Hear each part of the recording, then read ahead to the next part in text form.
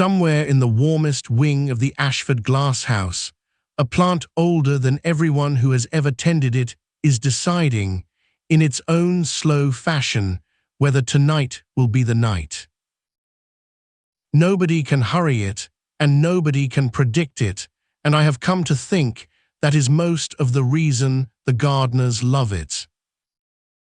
I keep the boiler through the winter nights in a small brick room below the palm house where the pipes knock softly. The glass house belongs to the botanical garden of a small town in southern Ohio, white iron ribs and wavy Victorian glass, standing for something over 120 years. On winter nights, the place breathes like something sleeping, warm air rising through the floor grates, ferns nodding, frost testing the panes with small ticks. My title says night custodian, but the work is mostly listening. I took the job at the end of last October, when a man named Otis Marsh retired after 41 winters of keeping the fire. He spent 2 weeks showing me the ordinary things, which valves stuck, which panes wept, which orchids sulked if the fans ran high. Then, on his last night, he took me down the palm house to the far corner, where the oldest resident lives in a crate of soil the size of a rowboat. It is a queen of the night, a cereus, planted in 1904 by the garden's first head keeper, and most of the year it looks like a tangle of flat green straps on a trellis. One night a year, and never the same night twice, it blooms. The buds swell for a week or so beforehand, pale and heavy, like small folded lanterns. Then some evening they decide, for reasons nobody has ever pinned down, and by midnight the whole wing smells of vanilla and rain, and by sunrise it is over. Otis told me all this with one hand resting on the crate, the way a man rests a hand on a horse. Then he gave me the part that was not in the binder. On the night the queen blooms, he said, you leave the side door off the latch. You set the visitor's book on the stand inside that door, open to a fresh page, with the good pen in the crease. You carry the wicker chair down from the office, and you place it in front of the crate, facing the buds. And then you go back to the boiler room and tend your fire, and you do not sit in that chair, no matter how long the night gets. I asked him who the chair was for. He looked at the buds for a while, and then he said, for whoever has come the farthest, and he went home to his retirement. Old buildings collect customs the way they collect spare keys, and a chair set out for a flower seemed gentler than most. The winter settled in, and I learned the glass house the way you learn a person. I learned that the big fig drops a leaf when the humidity dips, and that the koi in the heated pool all rise together around 2 in the morning. And in the bottom drawer of the office cupboard, under a stack of seed catalogues, I found the visitors' books. There were 11 of them, oldest at the bottom, going back to the 1950s. Each one held years of ordinary daytime entries, school groups and garden clubs, page after page of looping blue ballpoint. But once a year, on a date that wandered the calendar, January one year and August the next, there would be a page holding a single line. No school group, no garden club. One name written small, in pencil or in something fainter than pencil. The ink, if it was ink, had a grey, breathed-on look, like the mark a wet glass leaves on a wooden table. Some names returned year after year in the same careful hand, and then, after a decade or two, a different name would take up the habit. I recognized none of them, and might have left it at that, except the garden had turned 125, and somebody had printed a little anniversary booklet. It sat curling beside the office kettle, full of staff photographs going back to the very beginning. Broad-hatted women with pruning knives, men in shirt sleeves leaning on barrows, everybody squinting into long-vanished summers. The captions listed names, and the names were the names in the books. Every name that signed at night belonged to somebody in those photographs, and not one of them was still living when their signatures began. A woman named Edith Granger, head keeper through the 20s, died in the spring of 1961. Her name enters the book that same June. On a night, the town paper says the cereus flowered, and it keeps appearing for the next 30 years. I sat with all that for an evening, and frightened, I found, was not the shape of it. The house was warm, the pipes were talking their steady talk, and down the aisle the Queen stood in the dark, keeping her own counsel. It felt less like a haunting and more like a staff list that nobody had ever thought to close.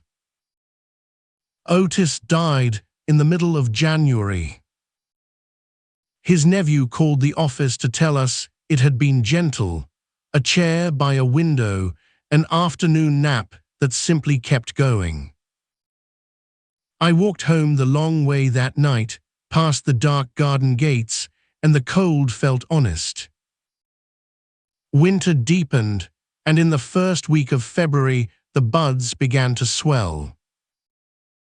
Otis had left instructions for this as well, taped inside the boiler room door in handwriting like bent wire. "Watch the buds at dusk," he wrote. "The night they tilt upward is the night, and you will know because the whole house goes quiet, even the pipes." For 6 evenings, the buds hung pale and heavy, pointing at the floor. On the 7th evening, I came in at 5, with the sky already navy blue, and stopped just inside the door. The buds were looking up. And the glasshouse, which always mutters and ticks and knocks, had gone quiet from one end to the other. I did what I had been taught, in the order I had been taught it. I slipped the latch on the side door and left it resting against the strike, so a light push would open it. I set the visitor's book on the stand, open to a fresh page, the good pen in the crease. I carried the wicker chair down the aisle and set it before the crate, square and honest, the way you set a chair for company. Then I went back to the boiler room and I tended the fire. The boiler ran sweet and low, and I kept the little iron door open a crack for the company of the light. I had brought a thermos, and the paperback beside it stayed shut. At 10:30, the smell began.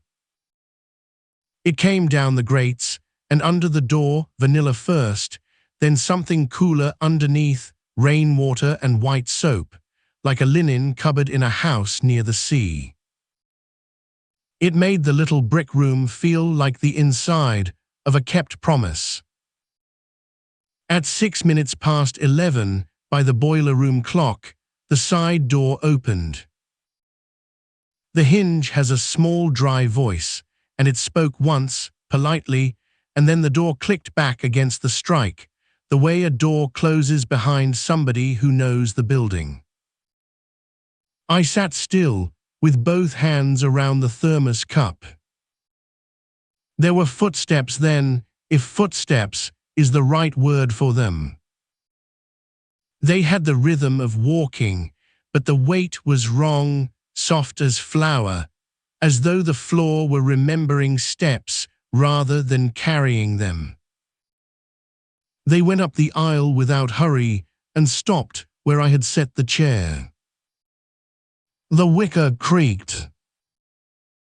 It was the small, settling creak that wicker gives when somebody lowers themselves into it slowly, somebody tired from a long way, and then the house was quiet again. I did think about looking. The boiler room door holds a palm-sized pane of wired glass, with one silver slice of the palm house aisle in it. Otis had never said do not look, only do not sit, and even so I knew the manners of the thing without being told. You do not walk in on a guest who has come a long way for one night. So I looked only once, and only enough. Down the silver aisle, I could see one corner of the wicker chair, and it was occupied the way a curtain is occupied by an open window, a fullness without an edge. Above the crate, the flowers had opened, wide as dinner plates, whiter than any paper, and every one of them leaned toward the chair. I let the little window alone after that. The rest of the night passed warm and slow, the way the best nights pass. Twice I heard the pen. A dry whisper of a sound, like a moth trying a lampshade, there and then gone. Toward 4, the smell folded itself away, and the pipes took up their old muttering, one joint at a time. At dawn I came out into grey light and wet glass. The flowers hung spent on their stems, soft as wrung cloth, finished until whatever night she chooses next. The wicker chair stood empty, facing the crate. On the stand by the side door, the book lay open, and the fresh page was not fresh anymore. One line, written small, in that grey breathed-on hand. I stood over it for a long while, reading a name I knew. Otis Marshy. Below the name, in the box for an address, the pencil had drawn one short flat line, the way Otis crossed out anything he considered nobody's business. He had come the farthest, and he had gotten the chair, and somewhere in the small hours the Queen had opened for him once more. I did not feel January's grief again, standing there. I felt the way you feel when you see a lamp burning in a house you had thought was empty. I put the chair back, and under his line I wrote the date small, because somebody living ought to witness these things. The books go back to the 1950s, and I suspect the custom goes back further still. Some year, a keeper I will never meet will find 12 books in a drawer, a wicker chair, and a rule about a latch. I hope they keep it the way Otis kept it, and the way I mean to. Tonight the buds are gone, and the straps are only straps, and under the floor the boiler is talking its low, steady talk. I listen the way you listen to a heartbeat through a wall, and I keep the fire, and the Queen, in her crate of old soil, keeps everything else.